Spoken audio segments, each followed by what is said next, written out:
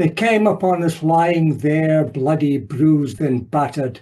They walk right by without a word, as if none of this really mattered. The cash rolled in and filled their pockets. Overhead the deadly rockets, and on the streets our bodies lie. Hating strangers passers by, our clothing ripped and tattered. All dignity and self-respect had vanished, gone, forgotten. And although we never harmed a soul, discarded now and sodden, the enemy just men and boys with families, jobs, sadness and joy, but obeying orders to maim and kill by governments crass and rotten. Who knows what this war is for, this one, the last, or the next? It's the innocent that pay the price for egos or some other subtext. The glory of victory, the bully wins, regardless of the cost there ends, and only you can tell or sense the truth, that they care not who their games affect. So still we lie and hurt and suffer, trampled, ignored and brutalized, to prove a score, a point or more. No matter if the truth is ill-advised, the hatred spread by news and fools, mankind the killing tool. Sordid circle of deception, war is business authorized.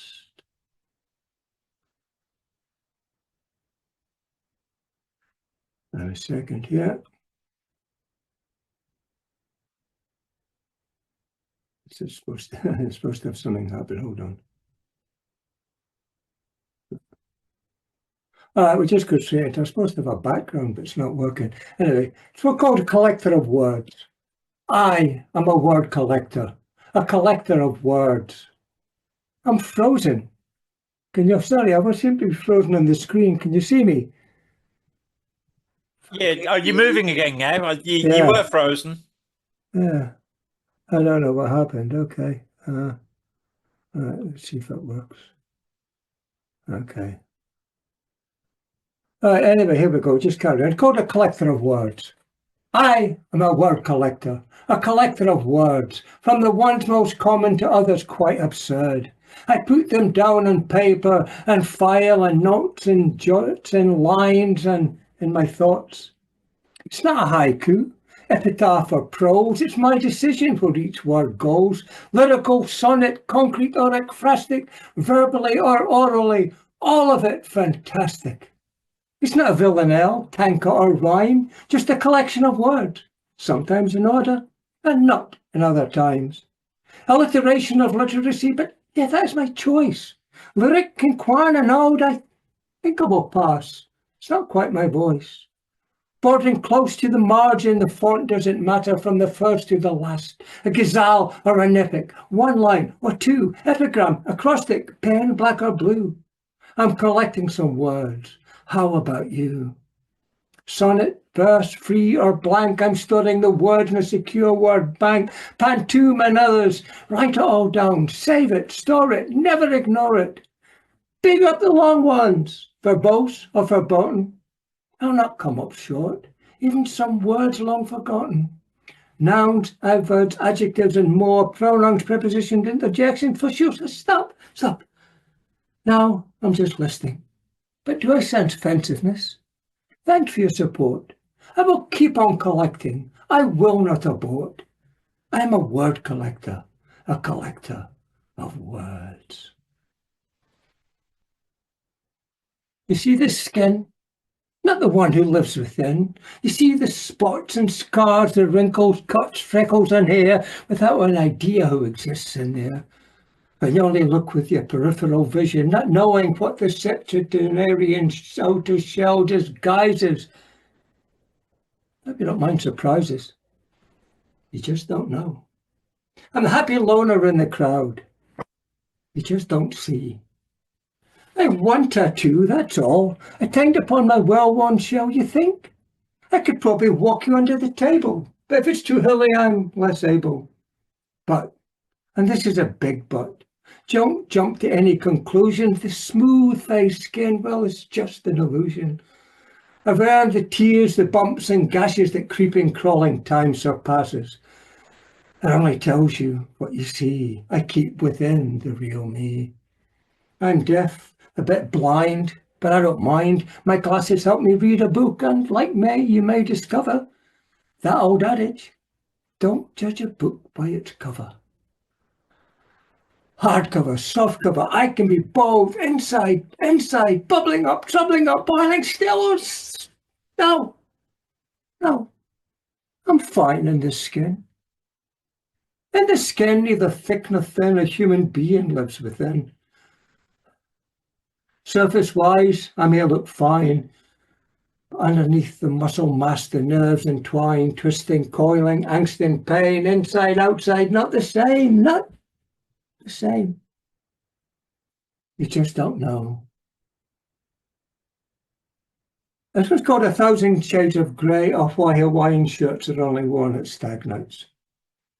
I was sitting in TG Fridays the other day. Don't judge me.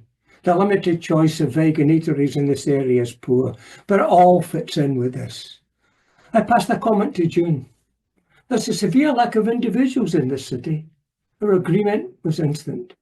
The people are monotone, monotonous, regardless of race, colour, creed. They may bleed red, but most look as if their insides are dead. Whether they're going to the bingo or classes to learn another lingo, they lack invention in their style. And all the while, my eyes seek colour, a journey or adventure in guessing their intention. And the city is more multicultural than the last, but each passerby looks the same as the last, except one. In royal blue dress, tutu and bright-coloured sneakers, seeing things with active peepers. She was young, preschool, I guess. When she gets older, will she look just like the rest? Teenage girls with the latest fashion, looking like each other without obvious passion. That's what they do, I surmise. All greys and black, blue jeans and hoodies, wanting to be just like everybody, wanting to be the same. Summer floral frocks, because that's all the shop stock. The revolution will not be televised. There will be no revolution. There is only Primark. Why are you hiding? You don't have to stand out from the crowd. You don't have to dress very loud. Ridiculous. That's not the answer, not the way. But dare to be individual. That's what I say.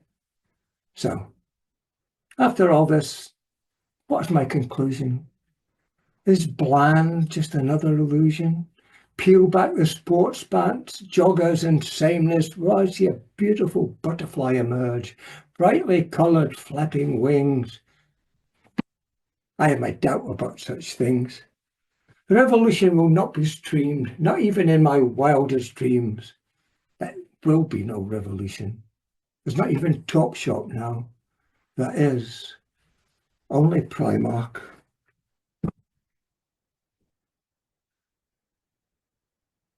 Somewhere in my past, there's a future waiting to be found, the sound of memories, some broken or littered on the ground. My head recoils at thoughts unkind, a life that happened whether you want it or not. A spot that never heals, conceals many flaws and laws that you never knew existed. Watch out, they'll have caught up with you, taking you unawares as you stared into the abyss, trying to see what you might become, long past scared. And there's crimes with rhymes from time still to be, awaken the dead who are yet to be born. Forlorn hopes and dreams that in the future you had, erasing time before it gets here. But the truth is, that is no journey. We're all arriving and departing at the same time. If you think, therefore you will be, as you are before, as the door to the past is the portal to the future where sutures help to seal the wound, but some time alone heals them. You can scheme and plan and try to escape. Best is yet to come. I mean, even Ornette Coleman knew, or he will know, that tomorrow was the question.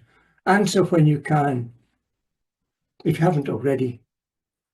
Time is flux. It breathes in many places, checking you out as you check in. It will play with you, toy with you, all the while keeping its eye on you, keeping time, dancing to the same song. And not everyone remembers the music, but I do. and I can put the needle back on the turntable. It's not sliding doors. It's not the fork in the road. It's not a choice. Is it a flashback? Flash forward to another time or the same space? The lives we lead are like cracks and fallen leaves. The glitches that appear in your reality are just ripples. No ghosts, no mysterious shadows. It's neither here, nor there, nor is, was. Death isn't the song's end, just punctuation. I will slice my personality into pieces, share it around so you can each get a bit what you expect me to be, because few really know the real me. It's not a disguise I wear, but there's only so much I can share as the whole is made up of many parts, gleaned from the experience of years and tears and fears and countless disappointments collected along the way. Expectations? I have none. But not with negativity, as it's good to be surprised. And in reverse, the worst you thought of me was only what your blinkered eyes did see. I'm not here to please, appease, or even agree unless those things are fine with me. And supposing they are, I seek not to toast nor boast my successes, just state the facts and then move along. Creating and staying on my track, not looking back nostalgically, just treasuring the memory. Sometimes I say things untoward, but it's only my thoughts bursting out quietly without a shout, not meaning to upset or get you offended in any which way. And if you do, hey, my apologetic words are in your ears, but that's your share of how you think I am. All is true as much as nothing is true. An older man, still in his youth. Let's go to Existence is Futile. Comes a time when the earth shall discard us like crusted skin, and we shall not see the world within. All rotting flesh and infested scars and stars till shining down relentlessly, ignoring the barren wasteland, created by our need for greed and consistently ignoring the signs. Our time on earth, meanwhile, is counting down. And today, I went to my favourite beach and walked, instead of towards the caves, the other way, the less walked way, the way of ancient times where dried and withered seaweed lies on rocky shores by slowly bubbling streams, and crinkled hearts are there to pick up. Nature made pathways where time looks as if it had stayed still, and the view brings the horizon closer until it disappears. Resting nature waits for the tide to turn beside different rocks shaped by time, and will still be the only constant long after we've plundered and left, bereft of knowledge and only clues that if intelligent life would ever return, they would puzzle over. On the shore for seeping water from strong and resilient cliff faces with imaginary doors runs over burnt amber coloured plant life, surviving all the storms that man and nature have made, unlike the bones of some small and forgotten beast, but like the pot-faced stone the size of a giant's head beside one more bend before the tide comes in and covers up all traces of my skull-covered van footprints in the sand and pebbles, and washes away the small dragon head that bore witness to my existence there.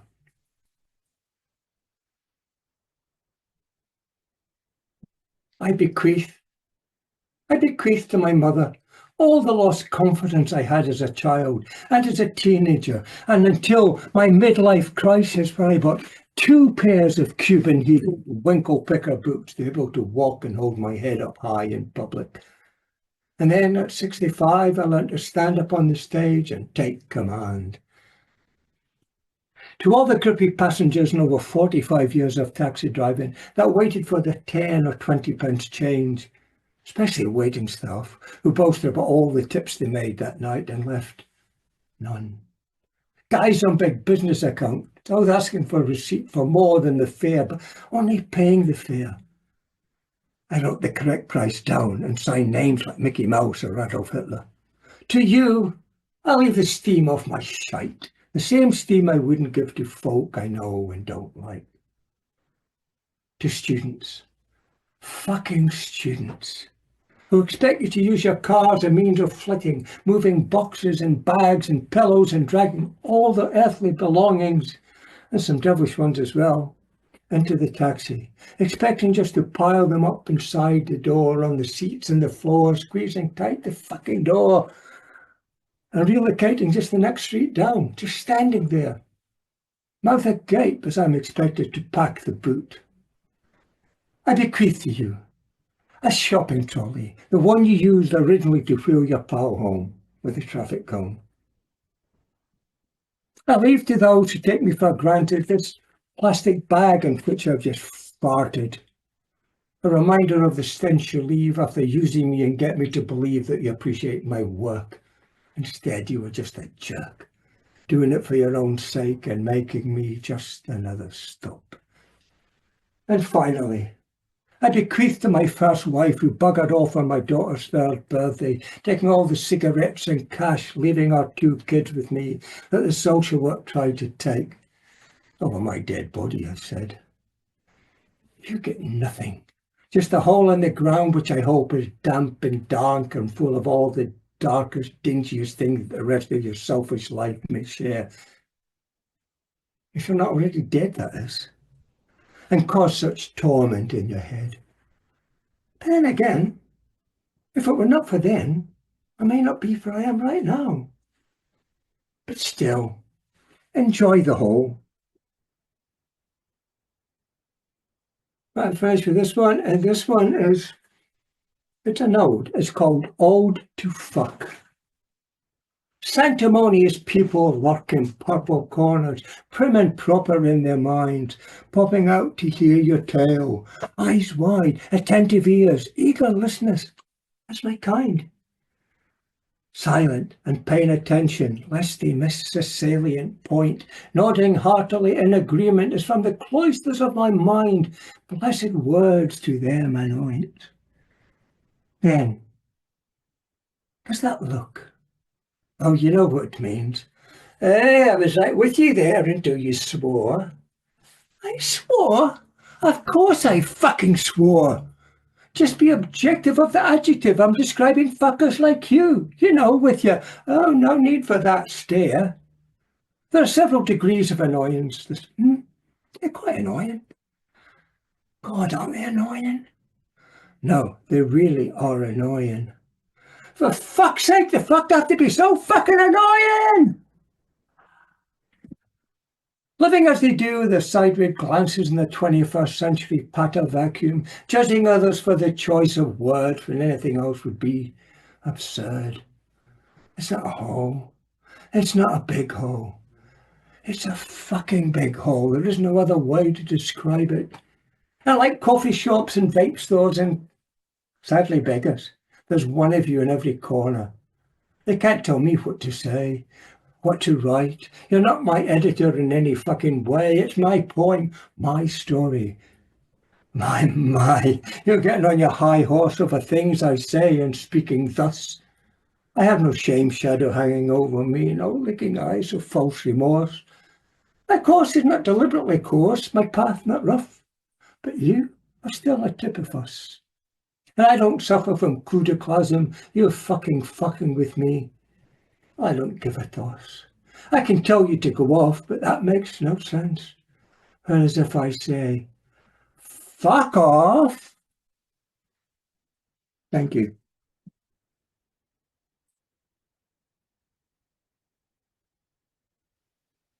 Wow, can you please unmute yourself and make some noise, give it up, big face, the fucking mood for being all that. Incredible. Fucking amazing. Just